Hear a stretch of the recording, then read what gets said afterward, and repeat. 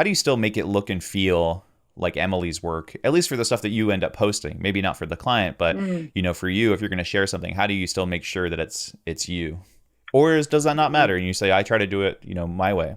I try to have consistency in terms of the feel and the editing because, but I don't necessarily want it all to look the same or attract all the, attract the same type of, by same type of clients. I mean, in terms of how they would dress and be and all that stuff, or the same venue. And so for me, the big focus is I want it to feel real and genuine. That is something that's always in the back of my mind. I don't like any emotion that come across as forced.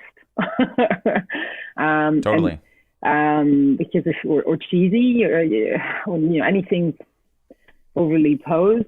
I like it to look cool, or I know editorial is a bit, but has a bit of that flair of something, or a bit more. That if you turn pages in magazines, like, oh, cool. But I want to make my couples look good, and their guests look good, and whatever they look like, tall, small, this or that. For me, that's really interesting, is to get someone to, they look at a picture and it's like, I like it. And then, a lot through my editing, I think that's where I spend a lot of time to keep the consistency. So when you look at it, I hope, even if the weddings are completely different, it's sort of, you could tell it's my work, or it's from the same person. Yeah. No, totally. No, I love that. Yeah. Cause it can be hard, as photographers, cause I always say I might have liked a certain wedding. The couple was cool. We shot it. Yeah. And then as I've grown and gotten more, just better at curation and better at okay, what fits the goal and vibe, you start to feel guilty. You're like, oh, this doesn't really fit, the stuff I want to share. But at the same time, you're like, I liked this wedding and I would shoot it again, but maybe it doesn't necessarily fit. But I think too, that's an old school artist thing anyway, is like, well, of course not everything makes your portfolio. I'd say a lot of it doesn't make it. Yeah, that should be the way, the way it happens. So it's like, I shouldn't feel bad that it doesn't make it, but at the same time, it's nice to be, excited for clients. I want to be pumped for them. So I'm reconciling that right now, because I used to be that photographer that blogged everything, right? Because when you're trying to build. It's such a tricky balance, I think, because you don't want anyone to be upset. What are you sharing? What are you not sharing? Yeah. Right? I admit I've never had too many issues or people questioning it. I don't have people asking me. I've had one. Out of, it's not too bad, isn't it? I do I also have a lot of clients who ask me not to share. So there's stuff that I'm dying to share that I can't. Yeah. So that's another issue.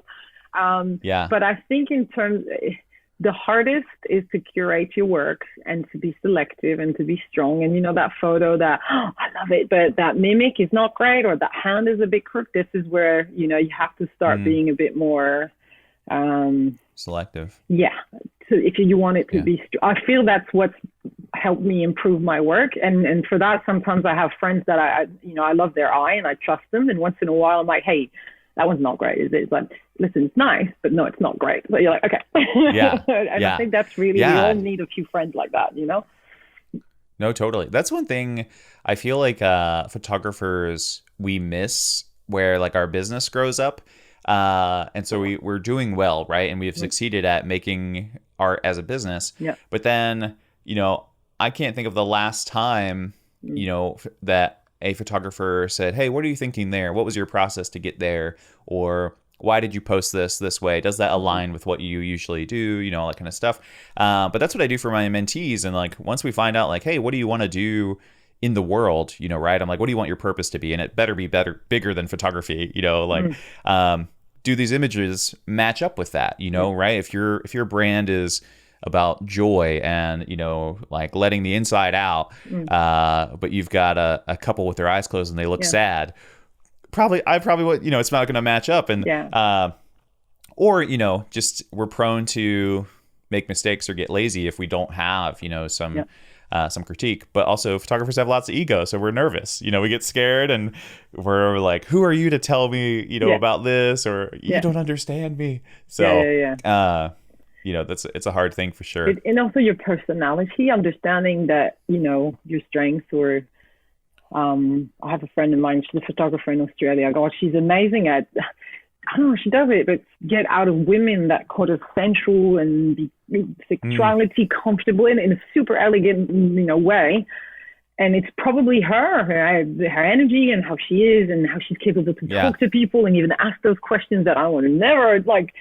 But that's how she channels that, and trying to emulate that.